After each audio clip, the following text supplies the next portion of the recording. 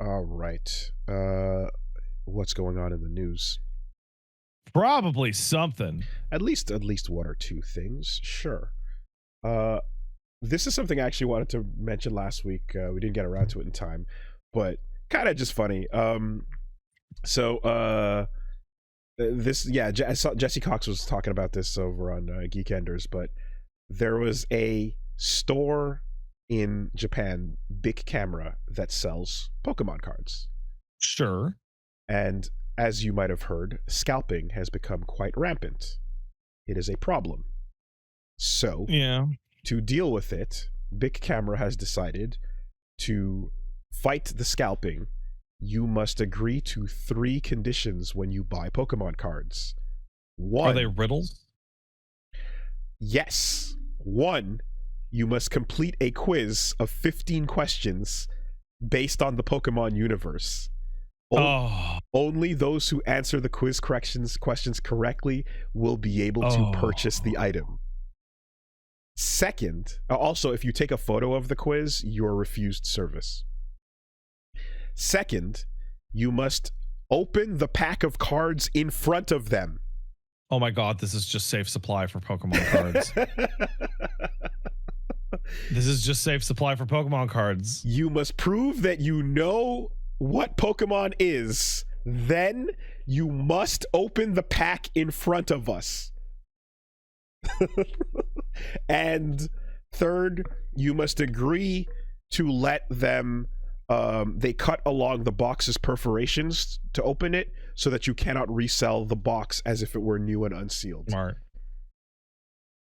Yeah, scalping has always been a problem, but scalping has never been the problem it is now. I feel like if you charted like the economy in real dollars and inflation alongside things that are being scalped, the lines would basically touch as they went up. Because I would say that there's always been, again, about the whatever, like rise and grind, you got the hustle bros that have been looking for that leg up. But I would say that the knowledge of taking all your currency and making it as liquid as possible and moving it into things that have appreciating value has become widespread and common and known. Yeah, I know a guy who put all his money into Pokemon cards because it was like a shelf-stable asset. There you go, right? And it's what folks have been doing with paintings for years, but now it's attracting all the worst attention, because instead of paintings with a bunch of assholes in a gallery, you've got kids getting like shoulder blocked out of line while a fucking dude hits up the vending machine and just buys everything there. But what you're supposed to do traditionally is buy the cards off the kids and then resell them at a markup. But in today's internet connected world, you can now track shipments and correlate all this nonsense to cut the kids out of the deal. Like back in the day, if you were going to elementary school and some of the high school kids ran by and like, I will pay you $20 for any Pokemon cards you have on you right now, you'd be like, fuck it. I don't give a fuck. I'm going to use the $20 to go buy more Pokemon cards. Right? I'll pay you for that Charizard sticking out of the spokes of your bike. Yeah. It's in horrible condition. No, of course. But that also is just a through line, because that's what baseball cards were like as well. All the way through. But yeah, you basically get to the middleman out level that we're at now. Rarity as value, no intrinsic value, all extrinsic market value. And I will say that, from what I can tell with Pokemon and like Magic the Gathering and a lot of these card games, there's a lot of people that are fans of the thing that also are part of the market. And absolutely, there's an interest in that worth growing as they're looking at it as like, oh, I like the game, but also I want a high value thing, because sure, that pays off. But anyway, all of this is like the same assholes that are buying up every video card and every other fucking scalping situation, PS5s, etc. Back and in like the day. Nvidia and the Pokemon card company, whoever the fuck they are, and all the console companies are seeing, oh, people are buying up cards as fast as we can print them. This is crazy. Why would we ever create a system in which people who actually just want the cards can get them? Because you are cutting the nose off of your future. So one of the things that, I don't know if it's a news article this week or whatever, but every single fucking video game console has increased in price since launch. Yeah. Not decreased, increased. And some by There's like a class action 150. At Sony, there's a class action lawsuit against Sony for the price hikes. There's So like Sony was like $150, right? Mm-hmm. And it's like, well, we got to save costs on the PlayStation. Well, what are you going to do when nobody has a PlayStation and then doesn't want to buy the next PlayStation because they never had a PlayStation because the PlayStation's too expensive? Like, you want to talk, like, you want big picture? When you and me were kids, it was the like default that you had a brother or a sister, right? You had 2 kids, 3 kids, sometimes 4 kids, right?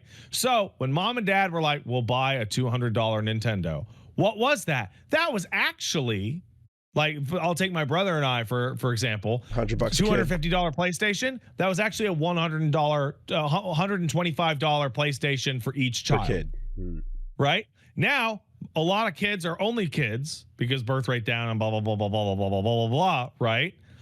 Okay.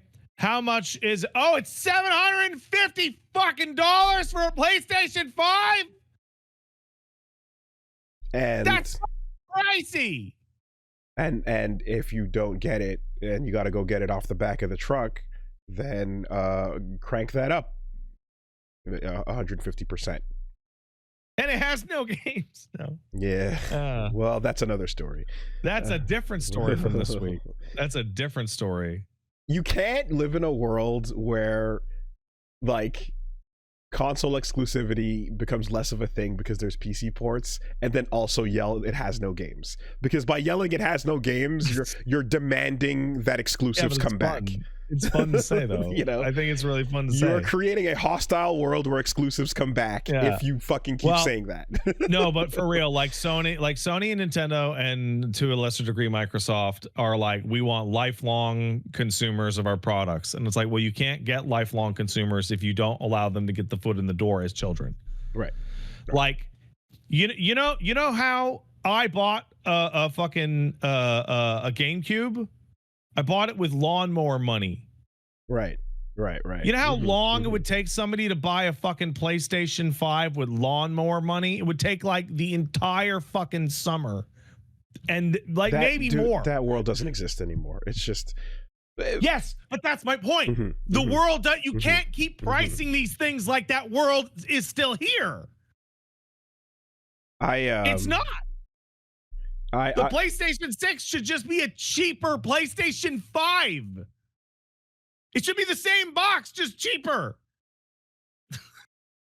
But if it can't wow everybody by looking in like the most realistic whatever blah blah blah blah blah, it doesn't matter how much it wows people if people can't afford to buy it. Exactly. It doesn't. It's the same shit every week. Me and Paige will be like driving somewhere and listen to the radio, and it's like, no, Gen Z doesn't go on vacations. Why is that? Do people just want to stay home? They don't have any money. Yeah.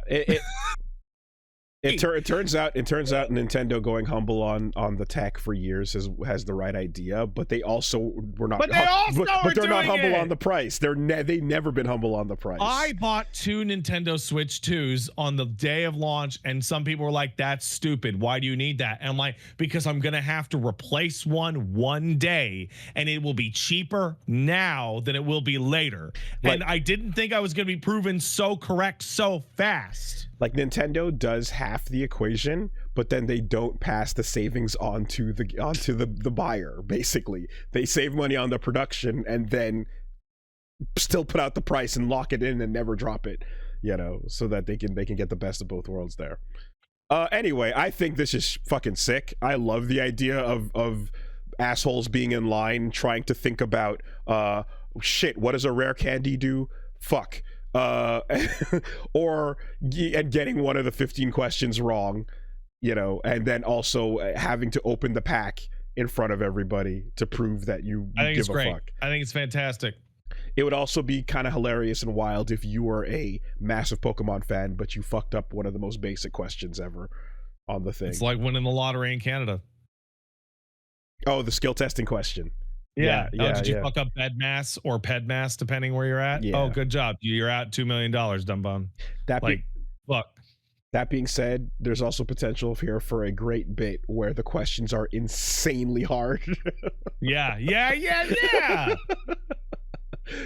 What's the good IV for Vaporeon? Man, I don't fucking know. Well, goodbye. How many pixels is missing no made up of? 40? Yeah. No, bad guy, you have to stop playing so much Pokemon. Did you just answered the question? He said it's defense. Get out. If you answer that one correctly, they tell you to go home and stop playing Pokemon. You've done too much. For your own good, you're not allowed to buy this anymore. Yeah, no, you should stop. Trick question. You answered the 15 questions, you're not allowed to buy it. You're not allowed. You're in too deep. You need to get out of here. You needed to get 10 right in order for this to be allowed, actually. You answered too many questions. If you get all 15, some nice men are going to come help you. Anyway, great policy. Good bit.